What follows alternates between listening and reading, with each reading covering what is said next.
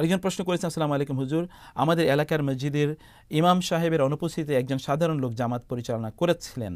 নামাজের পর মসজিদ থেকে বেরিয়ে এক বৃদ্ধ লোক মন্তব্য করলেন যে যারা সন্তানের পিছনে নাকি জেনে শুনে নামাজ আদায় করলে নামাজ হবে না। অর্থাৎ তিনি বলতে চাইছেন যে ওই লোকটা জারজ, এর পিছনে নামাজ আদায় করা হবে না। এটি কি ঠিক? এটি খুবই ভয়ঙ্কর একটি বক্তব্য। এভাবে কোনো ব্যক্তিকে উদ্দেশ্য করে কোনো কথা বলা এটি কোনো অবস্থায় জায়েজ নেই। আর যিনি সালাত আদায় করিয়েছেন নিশ্চয়ই তিনি নামাজ পড়ানোর জন্য আল্লাহ রাসূল সাল্লাল্লাহু আলাইহি ওয়াসাল্লাম তিনি কি বলেছেন, জিয়া উম্মুল কওমা আকরাহুম লিকিতাবিল্লাহ, জনগণের সালাতে ইমামতি সেই ব্যক্তি করবে যিনি কোরআনকে সবচেয়ে বিশুদ্ধ করে পড়তে পারেন। ইনি যদি কোরআনকে সবচেয়ে বিশুদ্ধ করে পড়তে পারেন তাহলে তো তিনি সালাতে ইমামতি করবেন, এবং তিনি তাই করেছেন। আর একজন ব্যক্তি যিনি আপনাকে সালাত আদায় করালেন তার ব্যাপারে এমন ধরনের একটি মন্তব্য করা, এটি খুবই কুরুচিপূর্ণ একটি মন্তব্য হয় এবং খুবই কুরুচিপূর্ণ একটি বক্তব্য হয়।